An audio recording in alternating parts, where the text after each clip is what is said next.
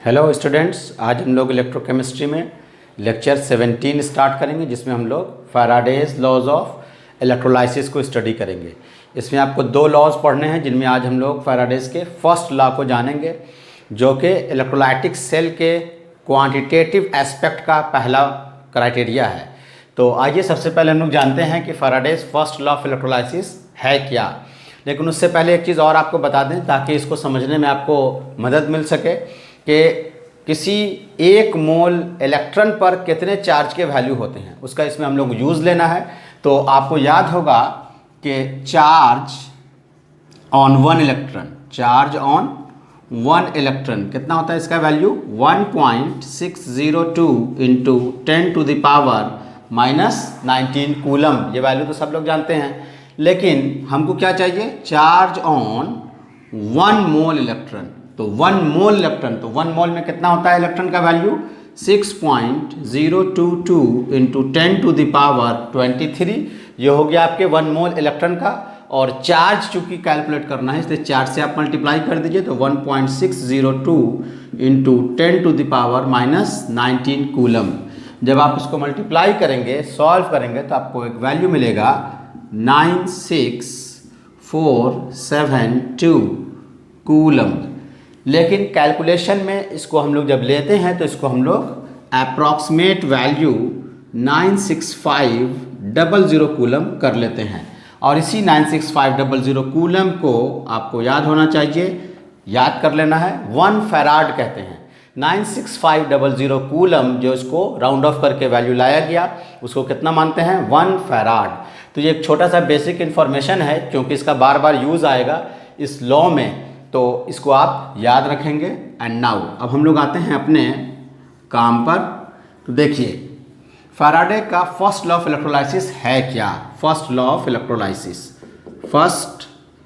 Of electrolysis जो Faraday ने बताया, तो उसको समझने के लिए एक छोटा सा डायग्राम भी देख लीजिए आप। इलेक्ट्रोलाइटिक सेल अब आप बनाते बनाते बहुत बार इसको ड्रॉ कर चुके हैं। ये हो गया आपका एक इलेक्ट्रोलाइटिक सेल, जिसमें एक एनोड है और एक कैथोड है।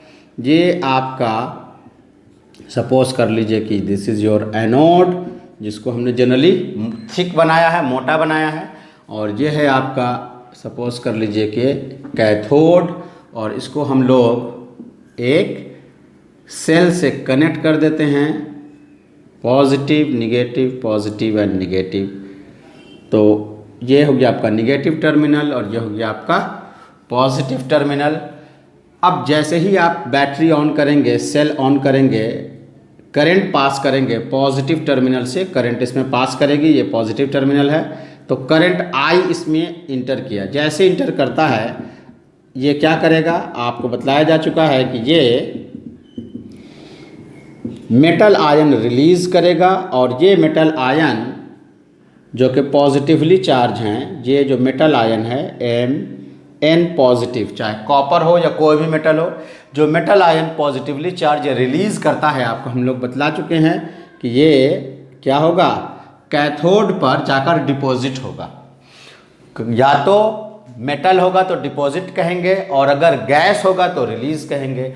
तो ये जो इसके ऊपर जाके माइग्रेट करेगा, तो क्वेश्चन ये है, फैराडे ने जो बताया वो ये कि आखिर कितना चार्ज इसमें हम पास करें ताकि ये इसके ऊपर जाके इतना अमाउंट से रिलीज कर सके। तो फैराडे ने देखा कि जैसे जैसे हम लोग चार्ज का वैल्यू बढ़ाते हैं, वैसे वैसे वेट ऑफ द मेटल और weight of the gas which is deposited on the cathode is increases. यानी charge is directly proportional to weight, या इसको हम लोग ऐसे भी लिख सकते हैं कि weight deposited on the cathode is directly proportional to charge passing through the electrolytic cell. इस इलेक्ट्रोलाइटिक सेल में जितना करंट दिया जाएगा, जितना चार्ज पास किया जाएगा, जैसे जैसे चार्ज का वैल्यू बढ़ेगा, वैसे वैसे उसका जो वेट डिपॉजिट हो रहा है वो क्या होगा, इंक्रीज होगा। बहुत सिंपल सा क्राइटेरिया है। करंट इंक्रीज करते जा रहे थे, चार्ज यानी बढ़ाते जा रहे थे, वैसे वैसे उसका वेट ज़्यादा उस पर डिपॉजिट हो रहा था। अब ये जो साइन ऑफ प्रोपोर्शनलिटी है, आप जानते हैं कि साइन ऑफ प्रोपोर्शनलिटी को हम हटाएंगे और एक कांस्टेंट ले आए। एक कांस्टेंट क्या आ गया यहाँ पे, z। और एक बात आपको याद होगा कि जो Q है, Q इलेक्ट्रिसिटी से आप पढ़ते हुए आते हैं स्टैंडर्ड 10 से ही, Q को हम लोग क्या लिख सकते हैं, I इंटू टी। सिंस आप सब जानते हैं कि Q इज इक्वल टू क्या होता है, I इंटू टी, तो हम लोग Q के जगह पे I इंटू टी भी पुट कर सकते हैं। अब ये Z क्या है, वेयर ये जो Z है, Z is a constant called, इसे क्या कहते हैं, इलेक्ट्रोकेमिकल कांस्टेंट कहते हैं, इलेक्ट्रोकेमिकल कांस्टेंट। अब इस Z का बड़ा इंपॉर्टेंस है, इसलिए बहुत ध्यान से आप इसको देखें। Z को कैसे फाइंड करेंगे, तो ये जो इक्वेशन है इसी से हम लोग Z को कैलकुलेट करने की कोशिश करते हैं। देखिए तो W इज इक्वल टू क्या है, ZQ। Z को अगर आप फाइंड करेंगे तो क्या हो जाएगा, W बाई Q। Z निकालेंगे तो क्या हो जाएगा, Q नीचे चला जाएगा। अब आप देखिए ध्यान से कि सपोज कर लीजिए if Q is equal to 1 coulomb हो जाए, यानी हम कितने कूलम का करंट इसमें पास करा रहे हैं, कितने कूलम का चार्ज आ रहा है, 1 कूलम का। अगर 1 कूलम का चार्ज पास होगा, यहाँ अगर हम 1 कूलम पुट कर दें तो आप बताइए Z is equal to W by 1 coulomb, और इसको हम डायरेक्टली क्या लिख सकते हैं, Z is equal to W। से क्या पता चला आपको, यानी कि Z जो है वो वेट ऑफ द मेटल है, लेकिन कब, जब कितने कूलम के चार्ज पास हो, 1 कूलम की। दैट इज हम इसको कैसे डिफाइन कर सकते हैं, hence Z can be defined as that amount of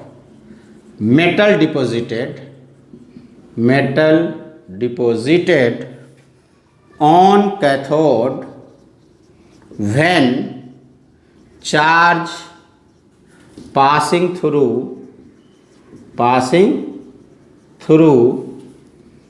electrolyte is 1 coulomb. और इसको बहुत सिंपल और शॉर्ट में भी आप लिख सकते हैं कि अगर 1 कूलम की करंट पास करती है तो जितना वेट डिपॉजिट होता है उस वेट को क्या कहते हैं, इलेक्ट्रोकेमिकल कांस्टेंट कहते हैं। यानी कि Z क्या है, Z is amount of metal deposited when 1 coulomb of charge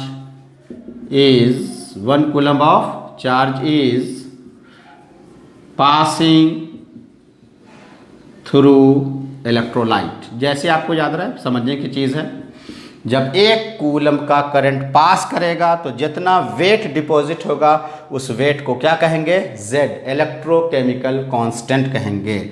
ये बात आप समझ गए, तो इतनी चीज़ जल्दी से आप नोट कर लीजिए या स्क्रीनशॉट ले लीजिए। चलिए अब आपने ले लिया, अब इसको समझने के लिए एक एग्जाम्पल आपके सामने रखते हैं कि इसमें आखिर हो क्या रहा है। उस सिचुएशन को डील करने के लिए आपके सामने एक एग्जाम्पल, तो एग्जाम्पल नंबर 1 ले लेते हैं। सपोज कर लीजिए सोडियम का एग्जाम्पल हम आपके सामने देते हैं। सोडियम का जो मेटल आयन है उसको जैसे ही आप एक इलेक्ट्रॉन देंगे, क्योंकि आप जान रहे हैं कि मेटल आयन जब यहाँ जाता है तो ये निगेटिवली चार्ज है, निगेटिवली चार्ज की वजह से ये क्या करता है, इसको इलेक्ट्रॉन देता है। तो इसने इसको क्या किया, इलेक्ट्रॉन दे दिया। जैसे इसको इलेक्ट्रॉन मिला, सोडियम कन्वर्ट हो गया किसमें, सॉलिड स्टेट में।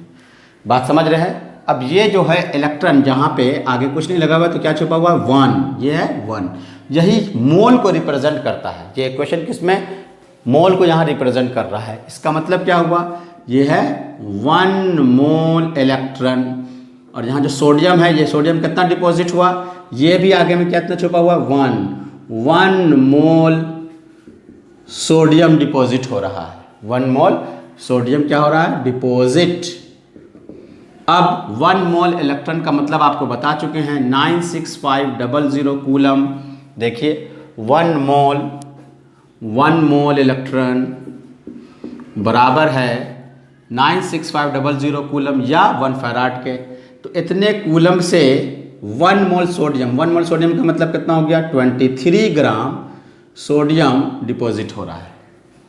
अब यहाँ पास एक और फिनोमेना, एक और सिचुएशन, आपको यहाँ पे 96500 कूलम से डिपॉजिट हो रहा है, लेकिन Z का वैल्यू क्या कहता है, Z का वैल्यू कहता है कि Z वो अमाउंट है जो डिपॉजिट होगा। ये बड़ा इंपॉर्टेंट है, ध्यान देंगे आप इस पर। कितने कूलम पर, 1 कूलम पर। आपको इतने कूलम पर नहीं निकालना है, 1 कूलम पर, तब आप उसके कांस्टेंट को समझ सकेंगे।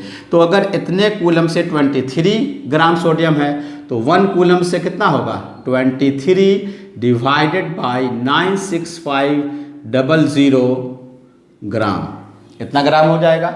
और अगर इसमें आप इंटू 1 मल्टीप्लाई भी कर दें नीचे में तो इससे कोई फर्क नहीं पड़ेगा। क्यों मल्टीप्लाई किया, इसका सिग्निफिकेंस अभी थोड़ी देर में आपको समझ में आ जाएगा।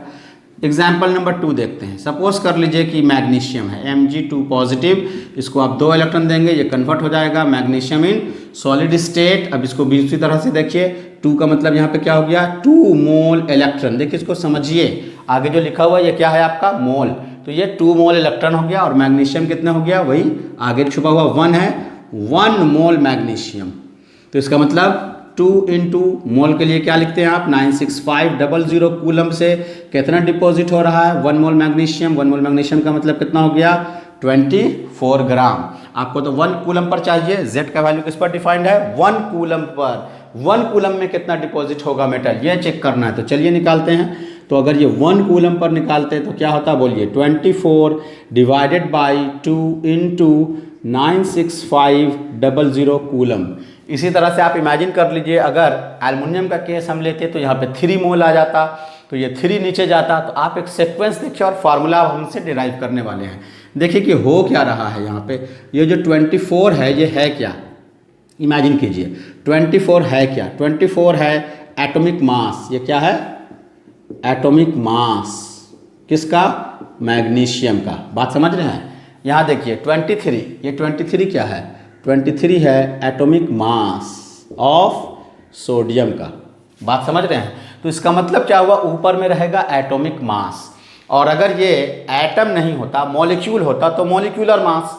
तो उन दोनों को कंबाइंड फॉर्म में आप मोलर मास लिखेंगे। ओरिजिनल मास जो इसका है इसको मोलर मास कहते हैं। 1 मोल का मास है इसलिए मोलर मास। एटम होगा तो एटॉमिक मास और मॉलिक्यूल होगा तो मॉलिक्यूलर मास। तो हम इसके लिए क्या लिख सकते हैं, ये है मोलर मास। बात समझिए, यहाँ पे इस केस में ये है एटॉमिक मास, लेकिन अगर ये मॉलिक्यूल होता तो मॉलिक्यूलर मास होता।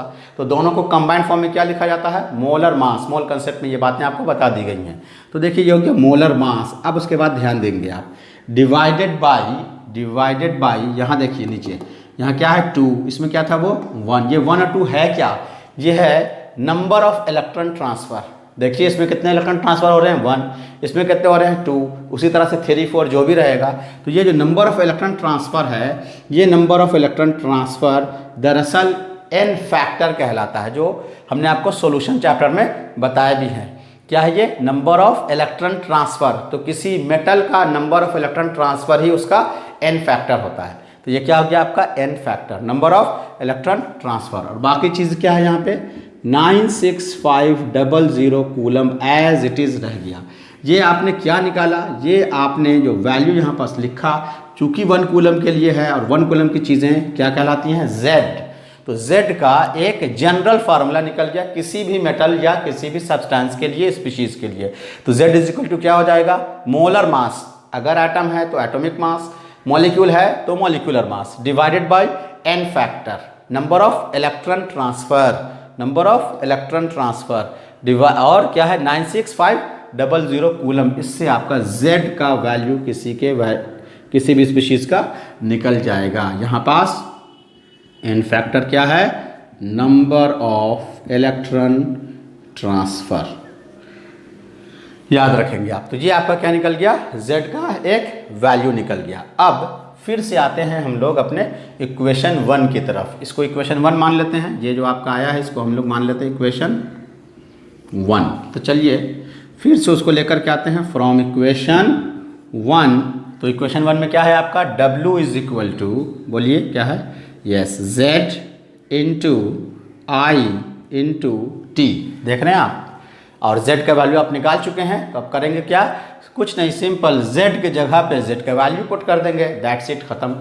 तो इस वैल्यू को इसमें हम लोग पुट कर देते हैं, इसको भी कुछ नाम दे दिया जाए A। तो putting the value of A, putting the value of equation A in 1, value of A in equation 1। चलिए इसे पुट कीजिए तो क्या हो गया, very easy, W is equal to Z, Z का वैल्यू ऊपर से बोलिए क्या है मोलिकुलर मास या एटॉमिक मास मिला के क्या कहेंगे, मोलर मास।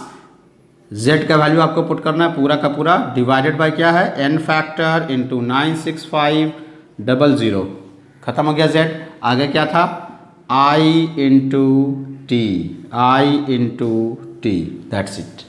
अब इससे हम डिफरेंट फार्मूले को डिराइव करने की कोशिश करते हैं। इसको मान लीजिए आप इक्वेशन 2। अब ज़रा गौर कीजिए कि अगर हम इस मोलर मास को नीचे ले आएँ, बहुत सिंपल सी चीज़, देखिएगा, ध्यान दीजिएगा, m नीचे आ रहा है तो क्या बन गया बोलिएगा, W divided by m, given mass by molar mass. W क्या है, गिवन मास बाई मोलर मास। अब आपके दिमाग में एक बात आ रही होगी कि अच्छा ये गिवन मास बाई मोलर मास जैसे हमने किया, ये क्या बन गया होगा, very good, number of moles.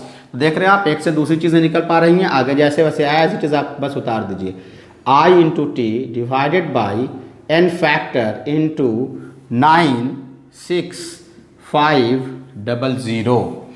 तो ये आपका एक तीसरा फार्मूला हो गया। जिस फॉर्म में जो फार्मूला हम लोगों को यूज़ करना है वो फार्मूला हम लोग अप्लाई करेंगे। सपोज कर लेते हैं दिस इज़ योर इक्वेशन 3। अब यहाँ पास हम आपको एक और चीज़ एक्सप्लेन कर दें, इसको होप सो आपने नोट कर लिया होगा। तो देखिए, आप गौर कर रहे हैं कि आई टी और नीचे जो आ रहा है 96500 वो कांस्टेंट है। मान लेते हैं हम लोग थोड़ी देर के लिए, इफ़, देखिए ध्यान दीजिएगा, वहीं से यहाँ ला रहे हैं, इफ़ आई यानी current and T R constant, और ये ऑलरेडी कांस्टेंट है, फैराड कांस्टेंट जिसको बोलते हैं। तो वैसे सिचुएशन में ये जो W बाई एम आपका आ रहा है, ये W बाई एम क्या हो गया, एक बात और लिख दें उसके बाद, W बाई एम क्या है आपका, number of moles is equal to I into T divided by n factor into 96500। क्यों, सिंस n बराबर क्या होता है, given mass by molar mass. फिर से देख लीजिए, देखिए W by m given mass by molar mass. तो given mass by molar mass को आप क्या लिख सकते हैं, n, और ये क्या है आपका I into T divided by क्या है, n फैक्टर इंटू 96500।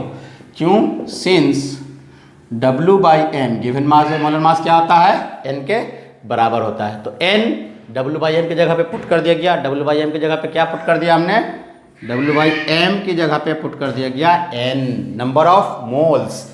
अब देखिए, इफ I यानी करंट एंड T यानी टाइम क्या हो जाए, R कांस्टेंट, और ये तो ऑलरेडी आपका कांस्टेंट है ही 96500। तो वैसे सिचुएशन में हम क्या कह सकते हैं, वैसे सिचुएशन में हम ये कह सकते हैं कि नंबर ऑफ मोल्स और n फैक्टर एक दूसरे के क्या हो गए, ये दोनों एक दूसरे के इन्वर्सली प्रोपोर्शनल हो गए। क्या हो गए, इन्वर्सली प्रोपोर्शनल। अब इस इन्वर्सली प्रोपोर्शनल से हम लोगों को क्या फ़ायदा हुआ, हम लोगों को एक फ़ायदा ये हुआ कि एक नए कैटेगरी का ऐसा फार्मूला डिराइव होगा जिसको आप हर जगह अप्लाई कर सकते हैं। दैट इज़, इसका सेंस क्या निकला, दैट इज़ ये जो नंबर ऑफ मोल्स है इसमें है क्या, तो देखिए एक तरफ है एनोड और एक तरफ क्या है, कैथोड। तो चूंकि इन्वर्सली प्रोपोर्शनल है, और अब आप इतनी चीज़ों को समझ चुके हैं सॉल्यूशन में और मोल कंसेप्ट में ये सारी चीज़ें, कि इससे डायरेक्ट फार्मूला डिराइव करेंगे। क्या होगा, देखिए इन्वर्सली प्रोपोर्शनल है तो हम लिखते हैं number of moles of anode, ध्यान देंगे, divided by number of moles of cathode is equal to, चूंकि इन्वर्सली प्रोपोर्शनल है इसलिए यहाँ पे क्या लिखिएगा आप, number of n factor of, चूंकि इन्वर्सली है इसलिए कैथोड ऊपर divided by n factor of anode नीचे। इन्वर्सली प्रोपोर्शनल है तो अगर एनोड ऊपर होगा तो यहाँ एनोड नीचे, यहाँ number of moles of cathode नीचे है तो उसका n फैक्टर कैथोड का ऊपर चला जाएगा। तो ये एक फार्मूला आपको अलग तरह का डिराइव हुआ जो बहुत ही इंपॉर्टेंट क्वेश्चन को सॉल्व करने में कम्पिटिटिव एग्जाम में हम लोगों को हेल्पफुल है। अब एक एस्पेक्ट इसमें और है, उसको भी जल्दी से हम लोग देख लेते हैं। फिर से इस इक्वेशन नंबर 2 की तरफ हम लोग पलटते हैं। देखिए ये जो है हम लोगों का इक्वेशन नंबर 2, आप पहले इसका जल्दी स्क्रीनशॉट ले लें, जल्दी से इसको नोट कर लें। चलिए देखिए, अब फिर से वापस पलटते हैं हम लोग, किसकी तरफ, इसकी तरफ पलटते हैं, इक्वेशन 2। वहाँ एक और चीज़ है, उससे भी एक इक्वेशन डिराइव करेंगे, बहुत ही सिंपल है। From equation 2 again from equation 2। देखिए इक्वेशन 2 क्या है, W is equal to molar mass into I into T divided by n factor into 96500। यही तो है, अभी फॉरन वहाँ लिखा हुआ भी है, आपको याद आ रहा है कुछ? देखिए ये है मोलर मास, और अगर एटम का केस है तो atomic mass divided by n factor. क्या होता है ये, याद कीजिए, given mass W is equal to molar mass by n factor क्या होता है, जल्दी बताइए क्या होता है? वेरी गुड, क्या होता है? ये होता है equivalent mass. Equivalent mass, molar mass by n factor को क्या कहते हैं? इक्विवेलेंट मास। तो एक और कैटेगरी आपको डिराइव होगा। देखिए ये सारी चीज़ें आप पर डिपेंड करती हैं कि आप उन चीज़ों को किस तरह से डिराइव करते हैं। इक्वेशन कैसे एग्जाम में देगा, क्या देगा, यूँ तो आप किसी भी तरह से बना सकते हैं, लेकिन किस एस्पेक्ट पर है उसको डायरेक्टली अप्लाई करने के लिए कम्पिटिटिव एग्जाम में बहुत ही हेल्पफुल है। तो यहाँ लिख देते हैं, सिंस ये क्या है, ये इक्विवेलेंट मास है आपका, ये क्या है, इक्विवेलेंट मास। सॉल्यूशन चैप्टर में इस पर डिटेल में इस इंफॉर्मेशन आपको दे चुके हैं। Equivalent mass is equal to, अलग अलग फार्मूला होता है। मोलर मास ऑफ एसिड है तो नीचे क्या रहेगा, number of replaceable H plus ion. Base है तो नीचे क्या रहता है, number of replaceable OH minus, ऊपर same to same molar mass ही रहता है। तो ये वही तो है molar mass divided by, metal का केस है n फैक्टर, समझ गए? तो ये एक सिंपल सा जनरलाइज फार्मूला है जिसमें हम लोग फैराडे के इक्वेशन को अप्लाई करेंगे, फैराडे के इक्वेशन को यूज़ करेंगे। अब इस फैराडे के इक्वेशन के यूज़ को समझने के लिए जल्दी जल्दी आपको एक दो न्यूमेरिकल भी बता देते हैं, तो इसको आप नोट कर लीजिए जल्दी से, और चलिए मेरे साथ क्वेश्चन नोट करेंगे आप, ताकि आप इसको यूज़ करना भी सीख जाएं। कुछ बहुत आसान से क्वेश्चन एग्जामिनेशन में पूछे जाते हैं, इससे समझने का बस आपको ध्यान रखना है। तो क्वेश्चन नोट कीजिए मेरे साथ। तो एक क्वेश्चन है, देखिए क्वेश्चन है, how much charge is required. Question क्या है, लिख लीजिए, how much charge is required for following reduction, following reduction. अब इसमें क्या क्या रिडक्शन का एस्पेक्ट है वो आपको गिवन है। देखिए पहला दिया हुआ है Al3 पॉजिटिव इंटू एल्युमिनियम। पहला क्या है, Al3 पॉजिटिव आयन को किस में कन्वर्ट करना है, एल्युमिनियम में कन्वर्ट करना है। और दूसरा 1 मोल Cu2 पॉजिटिव इंटू Cu, ये भी 1 ही मोल है, क्वेश्चन में ये गिवन क्या है, 1 मोल। तीसरा है 1 मोल MnO4 negative into Mn2 positive. ठीक है, ये आपके NCERT के एक्सरसाइज क्वेश्चन में क्वेश्चन गिवन भी है, क्वेश्चन नंबर 12 है ये, तो ये आप उसमें भी देख सकते हैं, NCERT एक्सरसाइज क्वेश्चन नंबर 12 है ये। ठीक है, चलिए तो इसको सॉल्व करना बहुत ही आसान है, मेरे साथ ध्यान दें आप कैसे सॉल्व करना है। Al3 पॉजिटिव को किस में कन्वर्ट करना है, एल्युमिनियम में। देखिए अभी हमने क्या बताया था, मेटल आयंस जैसे ही कैथोड पर जाते हैं, ये यहाँ पास क्या है, कैथोड पर जाते हैं, इलेक्ट्रॉन गेन करते हैं और अब सॉलिड स्टेट में कन्वर्ट होते हैं। तो इसको वैसे वाले लिख लीजिए, Al3 पॉजिटिव गेन कर रहे हैं कितने इलेक्ट्रॉन को, 3 इलेक्ट्रॉन को, और कन्वर्ट हो रहे हैं एल्युमिनियम इन सॉलिड स्टेट। बस बन गया सिंपल। अब यहाँ पास क्या देख रहे हैं आप, 3 इलेक्ट्रॉन यानी 3 मोल इलेक्ट्रॉन, ये क्या है, 3 मोल इलेक्ट्रॉन। तो 3 मोल इलेक्ट्रॉन से कितना एल्युमिनियम ऑब्टेन हो रहा है, आगे में देखिए कितना है ये, 1 यानी 1 मोल एल्युमिनियम, बिल्कुल जैसे अभी आपको ऊपर में सिखाया गया। 1 मोल एल्युमिनियम का मतलब क्या हो गया, 27 ग्राम। अब क्वेश्चन में क्या है, देखिए हाउ मच चार्ज के टर्म में आप इसको निकालेंगे, तो चार्ज के टर्म में आप क्या क्या लिख सकते हैं, 2 तरह से, 2 एस्पेक्ट में। कभी क्वेश्चन क्या देगा, फैराड के रूप में देगा, फैराड के फॉर्म में ऑप्शन देंगे, तो आप इसको डायरेक्ट क्या लिख सकते हैं, 1 मोल इलेक्ट्रॉन के लिए 1 फैराड, तो 3 मोल इलेक्ट्रॉन के लिए 3 फैराड। अभी आपको ऊपर में बता चुके हैं कि 1 मोल इलेक्ट्रॉन का चार्ज 1 फैराड यानी 96500 कूलम होता है। इसको याद कर लेना है, ठीक है। तो 3 मोल इलेक्ट्रॉन है तो 3 फैराड, तो 3 फैराड से आपको कितना ऑब्टेन हो गया 27 ग्राम। अगर ऑप्शन फैराड में ना हो, बस बन गया ये 3 फैराड। अगर क्वेश्चन फैराड में ना हो तो आप इसको क्या करेंगे, कन्वर्ट कर लेंगे, 96500 कूलम से मल्टीप्लाई करेंगे, ये सॉल्व हो जाएगा। 1 मोल चूंकि कह रहा है तो 1 मोल में 27 ही ग्राम है, यानी 27 ग्राम ऑब्टेन्ड करने के लिए कितना चार्ज पास करेंगे, 27 ग्राम यानी कि 1 मोल को ऑब्टेन्ड करने के लिए 3 फैराड चार्ज पास करेंगे। कूलम में पूछेगा तो मल्टीप्लाई कर लेंगे। दैट्स इट, बिल्कुल सिंपल। उसी तरह से दूसरा, वीडियो को पॉज कीजिए, अपने से सॉल्व कीजिए और आंसर से रिलेट कीजिए। तो दूसरा नंबर क्या है आपका, Cu2 पॉजिटिव। उसी तरह से बिल्कुल 2 इलेक्ट्रॉन आप इसको देंगे, ये कन्वर्ट हो जाएगा Cu इन सॉलिड स्टेट। देखिए कितना आसान है, 2 इलेक्ट्रॉन यानी ये 2 इलेक्ट्रॉन नहीं है, ये 2 मोल इलेक्ट्रॉन है। क्या है, 2 मोल इलेक्ट्रॉन से कॉपर 1 मोल, आगे क्या छुपा हुआ है 1 मोल, मोल ही में पूछ रहा है तो मोल ही लिखिए, ग्राम में देगा तो ग्राम में कन्वर्ट कर देंगे कॉपर के मास को। 2 मोल का मतलब क्या हो गया 2 फैराड, 2 फैराड से आपको क्या ऑब्टेन हो गया 1 मोल कॉपर ऑब्टेन हो गया। दैट्स इट, बन गया। कहे कि चार्ज में दिया हुआ है तो आप मल्टीप्लाई कर देंगे 2 फैराड को 96500 कूलम, मल्टीप्लाई कर लीजिएगा। तीसरा बहुत इंपॉर्टेंट क्वेश्चन है, कई कम्पिटिटिव एग्जाम में वो क्वेश्चन पूछा जा चुका है। तो 3rd नंबर देखिए, यहाँ आपको बता देते हैं क्वेश्चन नंबर 3rd। उसमें क्या कहा जा रहा है, MnO4 निगेटिव और ऑब्टेन क्या हो रहा है Mn2 पॉजिटिव। तो देखिए जब इस तरह का क्राइटेरिया रहे जिसमें इधर स्पीशीज़ और इधर के स्पीशीज़ में डिफरेंस आप देख रहे हैं, तो आप इसके लिए ऑक्सीडेशन नंबर निकाल के नंबर ऑफ इलेक्ट्रॉन को बैलेंस करेंगे।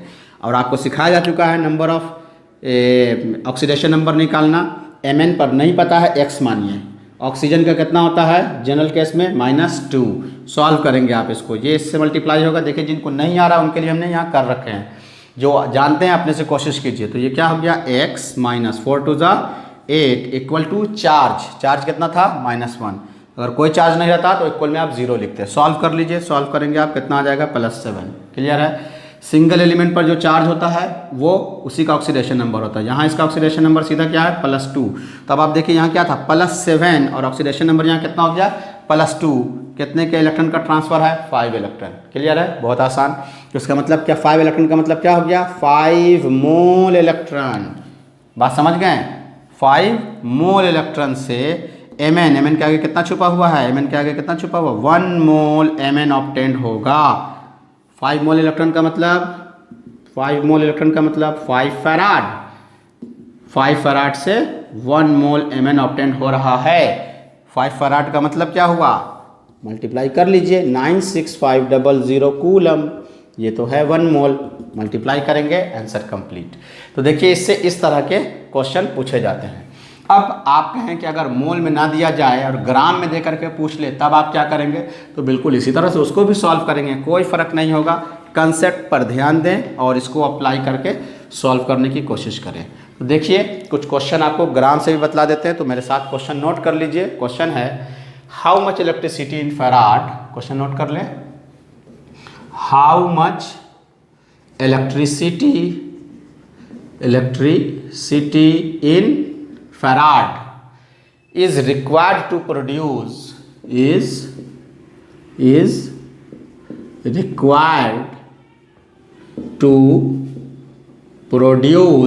पहला में क्या है 20.0 ग्राम calcium from molten CaCl2। 20 gram calcium from molten CaCl2। एक और देख लीजिए, ये भी NCERT का क्वेश्चन है, क्वेश्चन नंबर 13 है ये NCERT के एक्सरसाइज क्वेश्चन का, ठीक है। दूसरा क्या दिया हुआ है इसमें 40.0 ग्राम एल्युमिनियम फ्रॉम molten Al2O3, ये NCERT में क्वेश्चन गिवन है। तो देखिए दोनों ग्राम में दे दिया, उधर मोल में दे रहा था, बिल्कुल उसी कैटेगरी से इसको सॉल्व करेंगे। कैसे करना है मेरे साथ ध्यान से इसको देखें और नोट डाउन एक एक चीज़ को करें, नोट्स बनाते चले साथ में। दिक्कत अगर हो फिर से दोबारा रिपीट करके देखें, तब आप इसको अच्छे से समझ सकते हैं। तो चलिए देखिए, मॉल्टन CaCl2 जब होगा तो उसमें होगा क्या प्रोसेस में, ये टूटेगा Ca2 positive plus 2Cl negative में। आपको काम सिर्फ Ca2 पॉजिटिव से लेना है। तो क्या हो गया, Ca2 पॉजिटिव गेन करेगा 2 इलेक्ट्रॉन और कन्वर्ट हो जाएगा कैल्शियम इन सॉलिड स्टेट। देखिए बिल्कुल उसी कैटेगरी पर चला आया ये। अब आप इसको क्या लिखेंगे, तो ये हो गया 2 इलेक्ट्रॉन, यानी 2 इलेक्ट्रॉन नहीं है ये 2 मोल इलेक्ट्रॉन है। तो 2 मोल इलेक्ट्रॉन से 40, अब क्या है 1 मोल, लेकिन आपको ग्राम में क्वेश्चन दिया हुआ है, गिवन क्या है यहाँ पे 20 ग्राम। तो आप ग्राम में इसको एक्सप्लेन करेंगे तो ग्राम में क्या हो जाएगा, ये 40 ग्राम। 1 मोल कैल्शियम में कितना होता है 40 ग्राम। तो 40 ग्राम ऑब्टेन हो रहा है कितने से, 2 मोल इलेक्ट्रॉन से। How much electricity in farad, इसको फैराड में लिख लें, यानी ये है 2 फैराड। कब, जब ये कितना है 40 ग्राम। इसको सीधा कर लीजिए, यानी 40 ग्राम कैल्शियम ऑब्टेन हो रहा है 2 फैराड से। तो 1 ग्राम यूनिटी मेथड लगा दीजिए, 1 ग्राम कैल्शियम ऑब्टेन होगा 2 डिवाइडेड बाई 40। आपको पूछ क्या रहा है 20 ग्राम, तो 20 ग्राम कैल्शियम ऑब्टेन हो जाएगा 2/40 इंटू 20। 2 से 2 कैंसिल, 2 से 2 कैंसिल, कितना आ गया 1 फैराड। कूलम में पूछेगा मल्टीप्लाई कर देंगे फैराड के वैल्यू को कूलम से। तो बहुत आसान था। चलिए जल्दी से आप उसको नोट कर लीजिए। क्वेश्चन नंबर 2 देखते हैं हम लोग, उसी का क्या है क्वेश्चन नंबर 2 में, देख लीजिए। 40 ग्राम एल्युमिनियम, कोशिश कीजिए अपने से सॉल्व करने का, उसके बाद मेरे आंसर से मैच करेंगे। आप चीज़ों को समझिए और खुद से प्रोसीड करने की आदत डालिए, तब आप इन चीज़ों को सीख सकेंगे। ठीक है, चलिए देखिए 40 ग्राम एल्युमिनियम फ्रॉम Al2O3। तो इसको उसी तरह से आप बना लें इक्वेशन। Al2O3 जब मॉल्टन स्टेट में गया तो ये क्या हो गया, बोलिए 2Al3 positive plus 3O2 negative. इसको लेकर के चलेंगे आप 2Al3 पॉजिटिव। देखिए 3 2 6 इलेक्ट्रॉन जब आप इसको देंगे तब ये कन्वर्ट हो गया 2 aluminium in solid state. 6 mole electron है, ये क्या है बता चुके, बार बार वही चीज़ आ रही है। 6 मोल इलेक्ट्रॉन से 2 × अब ये चूंकि ग्राम में दिया हुआ है इसलिए हम भी इसको किस में कन्वर्ट करेंगे, ग्राम में, मोल में नहीं लिखेंगे। तो ये हो गया आपको 2 × एल्युमिनियम का मोलर मास, या आप इसको ऐसे लिख लें फिर कन्वर्ट करते हैं। 2 मोल एल्युमिनियम, 2 मोल एल्युमिनियम का मतलब 2 × 27 कितना हो गया 54 ग्राम। यानी 54 ग्राम एल्युमिनियम इज डिपॉजिटेड या ऑब्टेन्ड कब, 6 मोल। 6 मोल का मतलब क्या है 6 फैराड चार्ज हो गया ये, 6 फैराड से, 6 फैराड चार्ज से।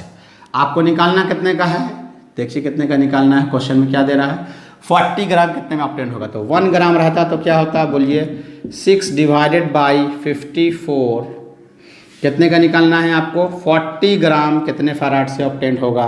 तो 40 ग्राम एल्युमिनियम इज ऑब्टेन्ड बाई, बोलिए 6/54 इंटू 40, 6 9 54, कैंसिल करना है सब आप अपने से कीजिए, चेक कर लीजिए क्या गया 40/9, 40/9 दैट इज 4.44 फैराड। कूलम में निकालना होगा, मल्टीप्लाई कर लेंगे, ऑप्शंस देख लेंगे।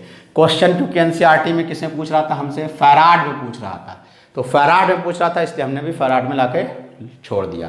तो देखा स्टूडेंट्स आपने Faraday's first law of electrolysis क्या है, उससे रिलेटेड हम लोगों ने डिफरेंट इक्वेशंस फाइंड किए और फिर उससे रिलेटेड कुछ न्यूमेरिकल्स भी आपके सामने मौजूद हैं। स्क्रीनशॉट ले लीजिए, चलिए ले लिए। अब हम लोग नेक्स्ट वीडियो में जानेंगे Faraday's second law of electrolysis और फिर उससे भी रिलेटेड न्यूमेरिकल्स को सॉल्व करेंगे।